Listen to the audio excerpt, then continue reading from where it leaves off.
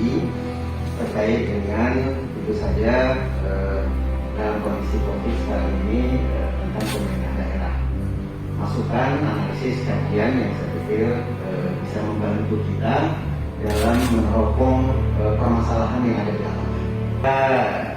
DPD RI kita ini memang cenderung ya sepakat bahwa kita ini dari daerah Indonesia, sehingga apa yang diberikan masukan, sorotan, kajian, analisis dari pusat ke daerah, kita justru melihatnya dari daerah ke pusat, ya. Pasti ada saling mempengaruhi. Oleh karena itu kita sering membincang di sini di samping permasalahan-permasalahan daerah yang memang semestinya wakil-wakil daerah seperti kita ini ikut mencari solusi, ikut memperbaiki, tapi kita juga tidak jarang mengaitkan dengan hal-hal yang dari pusat gitu. Ini kenapa begini gitu? Paling tidak kami berperan menjembatani, mendorong, meminta agar disikapi secara proporsional. Hal ini juga kami pernah mendapatkan kajian yang menurut kami menarik. Kenapa umpamanya pemerintah masa lalu itu menyikapi dinamika, katakanlah dinamika daerah itu cukup tarik ulur, katakanlah dicontohkan TRI Komesta itu disikapi, tapi juga kemudian berkepanjangan. Kenapa? Karena itu gejolak daerah, merasa tidak puas, ya, kurang diperhatikan dan sebagainya. Nah, oleh karena itu dalam kajian-kajian seperti ini, forum seperti ini, apalagi narasumber kita Pak Robert dari Ombudsman dan Profesor Eko Prasojo dari UI, saya pikir ini bagus kita jadikan bahan dialog, ya, sehingga dengan demikian mudah-mudahan kita bisa mengambil peran. Itu artinya bahwa memang pola komunikasi pusat dan daerah itu ada muatan-muatan edukasinya, sehingga dalam negara kesatuan yang jelas pusat dulu baru daerah, ya, dengan negara federasi, kekuatan daerah dulu baru pusat. Kemudian umpamanya tadi diangkat, memang kita sangat tersesat, ya, dicontohkan korupsi, karena saya dulu di DPRD Provinsi Sumatera Utara, dari 100 orang itu sudah 64 orang yang berurusan masalah hukum dengan KPK ditahan.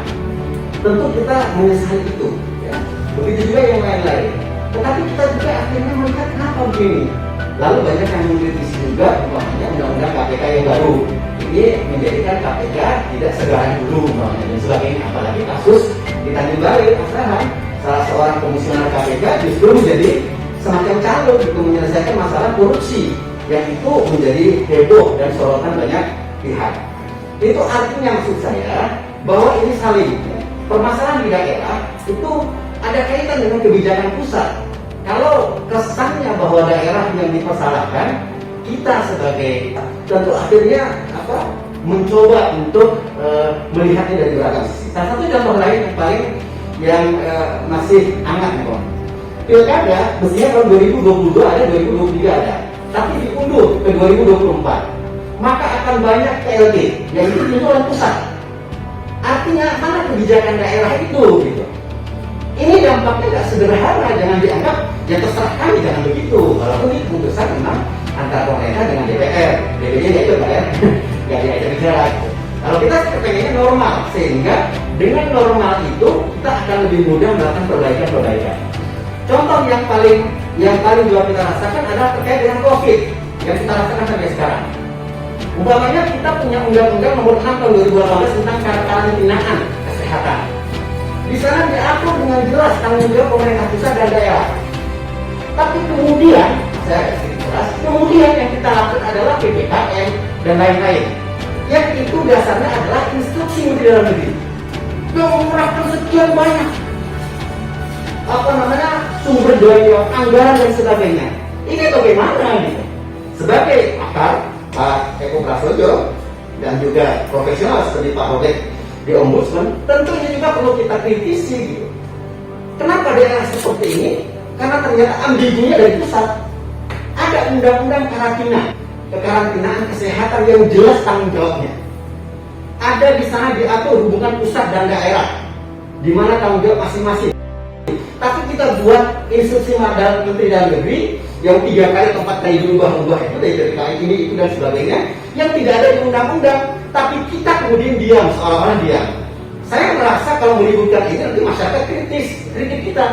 kok bukan tolong masyarakat tapi menyebutkan masalah prosedur dan dasar hukum. Tapi kalau dibiarkan, ini kan ketidakdisiplinan juga yang dampaknya dengan dianggap sederhana gitu.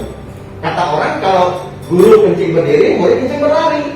Artinya kalau yang senior yang di atas melakukan pelanggaran atau paling tidak, katakanlah majalah Forum Keadilan mengatakan ini adalah alibi untuk melepaskan tanggung jawab.